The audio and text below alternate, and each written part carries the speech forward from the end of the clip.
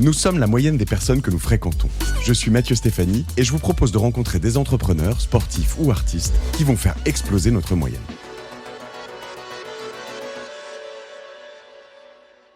Qu'est-ce qui t'inquiète aujourd'hui dans tout ce contexte, justement, si je prends géopolitique, dans tout ce qui bouge, à quel point tu te dis, waouh, ça va bouger sévère dans notre business une fois que tu seras parti d'ailleurs, hein, mais entre justement les ruptures technologiques, la géopolitique, la mondialisation qui est quand même un peu, voilà, les barrières douanières, tout ça, qu'est-ce qui te...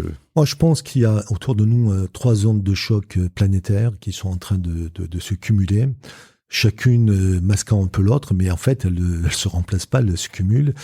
Et sur le moyen long terme, ça donne un environnement très instable, très tolondulé.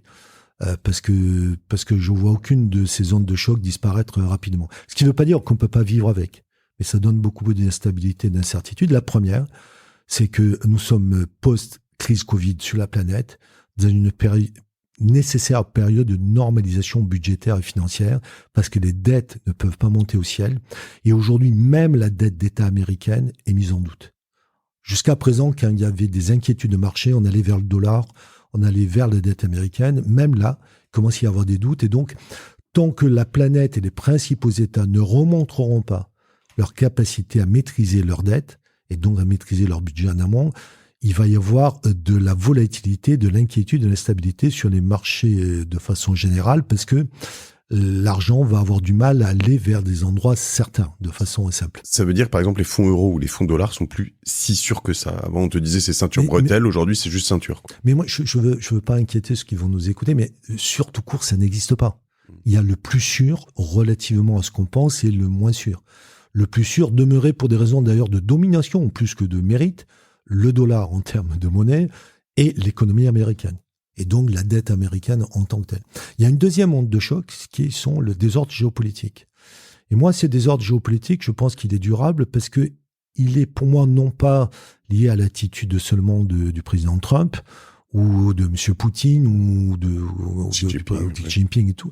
C'est que nous sommes après les 30 ans de globalisation de l'économie qui a profité non pas vraiment à chacun, mais au plus grand nombre. Les économies se sont optimisées en allant chercher la planète à plat pour aller chercher les coûts de fabrication les plus bas, pour les prix d'achat les plus bas pour les consommateurs occidentaux. Mais tu peux pas faire 2 fois le tour de la planète. La globalisation est à peu près achevée. Et donc le processus qui a alimenté le progrès matériel, le progrès de pouvoir d'achat du plus grand nombre, ce driver-là s'est épuisé. Et comme nous n'avons pas une gouvernance mondiale assez sage pour dire donc il faut plutôt partager maintenant que continuer à progresser, on voit le retour complémentaire comme une fusée d'appoint de l'individualisme, de la souveraineté.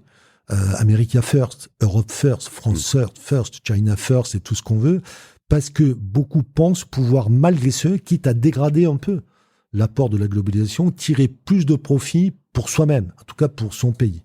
Et je crains que ce soit du coup le retour du désordre, singulier, égoïste des nations pour continuer à alimenter un progrès de pouvoir d'achat, pour que les consommateurs soient contents et que les élus continuent à être élus en tant que, dès lors qu'il y a des élections, parce que c'est pas toujours le cas, mais au pouvoir de ces États. Donc ça fait déjà 2 ondes de choc durables, avec lesquelles on peut vivre, mais qui donnent moins de lisibilité. Puis il y en a une troisième, qui paradoxalement a un peu disparu aujourd'hui, alors que c'est sûrement la plus cruciale.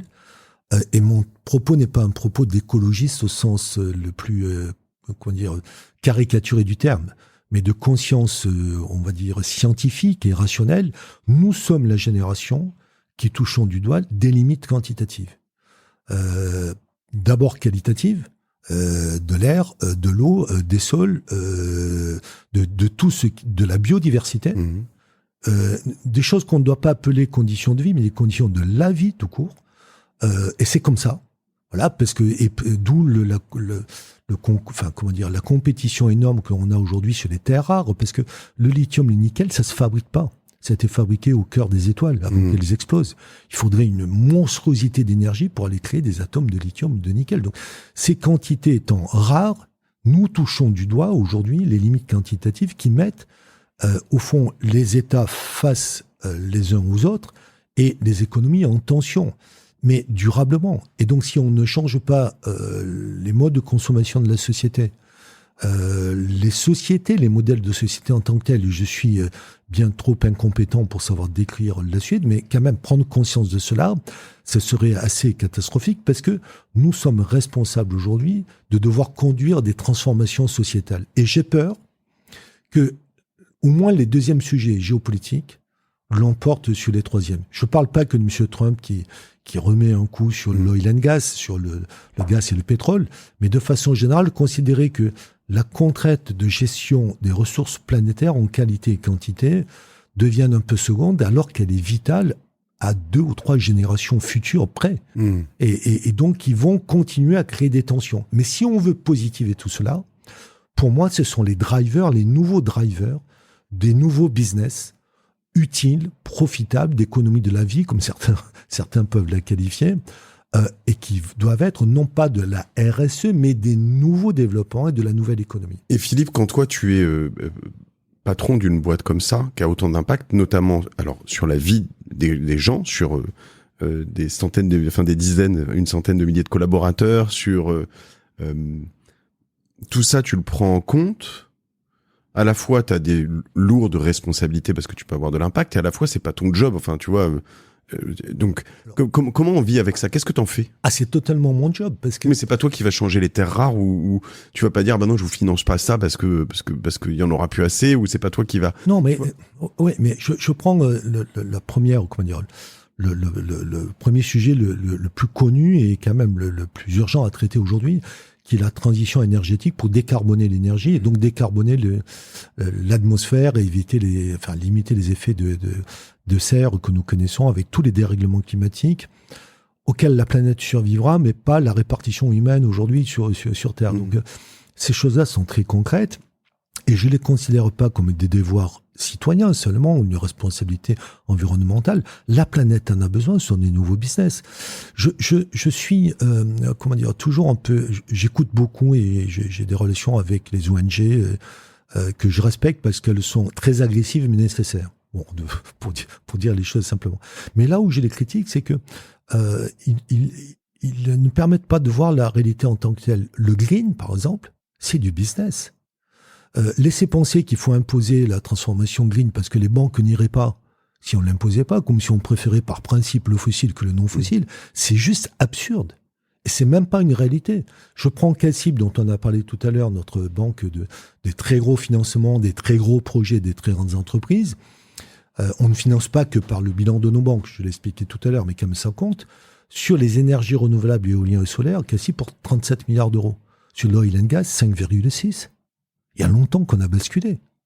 Mais au lieu d'en faire un combat qui désespère tout le monde, disant... Donc vous financez 37 milliards sur le green et 5 milliards, 6 milliards sur le fossile. Éolien, non, sur le fossile. Okay. En tant que tel. Donc, le ratio, c'est 1 à 7. Oui, mais au lieu de dire, donc c'est possible, et d'ailleurs de pointer du doigt que le problème, c'est pas la finance durable, c'est l'absence de projet. Il n'y a pas un seul projet éolien ou solaire de taille en France ou en Europe qui n'ait pas été financé. Il en manque. Quand il s'en déclenche, il faut 7 ans pour qu'il se matérialise. Plutôt que de pointer... Tu veux dire que si demain je me lance et que j'y vais, je vais trouver l'argent tout de suite et boum, c'est parti. Il faut que tu te lances. Il faut que quand je parle de grands projets... On me chauffe pas. Hein. Il faut que mais écoute, cite-moi des grands projets éoliens et solaires qui n'ont pas été financés. On se bat avec une compétition très... D'ailleurs, y compris aux États-Unis d'Amérique.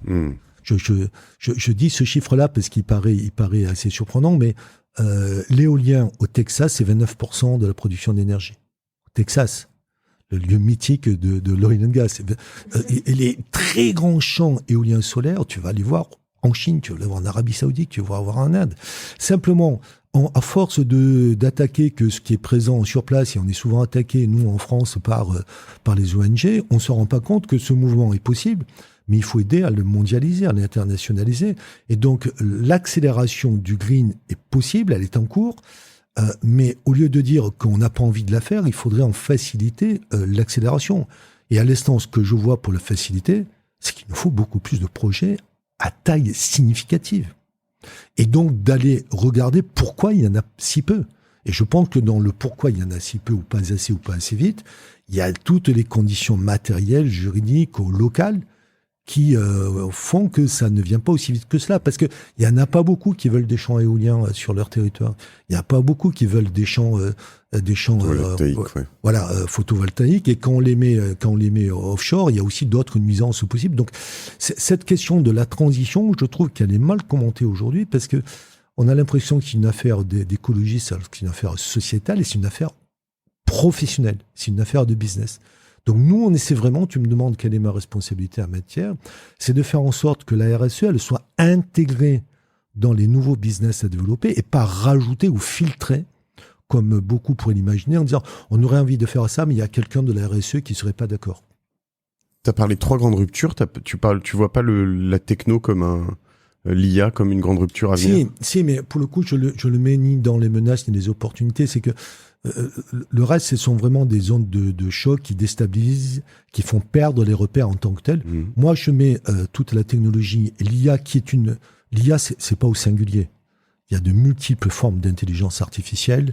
D'ailleurs, en mettant séparément tous les outils scientifiques qui permettent d'analyser les données que l'être humain ne peut pas analyser à l'œil nu.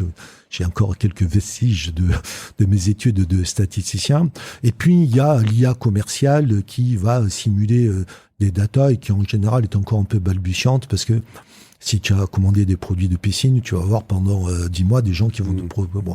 Mais l'IA, c'est beaucoup de formes différentes d'algorithmes de plus en plus sophistiqués dans le monde scientifique, dans le monde de la fabrication, notamment vidéo, dans lequel je suis beaucoup plus impressionné que sur l'IA générative de texte en tant que tel. Et ça va s'accélérer, mais c'est la continuité du progrès technologique qui fait que là, on n'a en réalité pas vraiment besoin d'intelligence, et des outils peuvent le faire en tant que tel.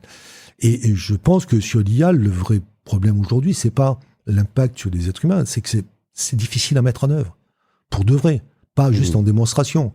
Quand tu veux le mettre dans tes produits, dans ta réglementation, avec tes clients, avec tes taux, et que ce soit juste en tant que tel. Donc on a de multiples exemples là-dessus, et je le mets dans la case des progrès souhaitables qu'il faut intégrer le plus vite possible pour apporter de l'efficacité aux clients et de la productivité pour l'entreprise.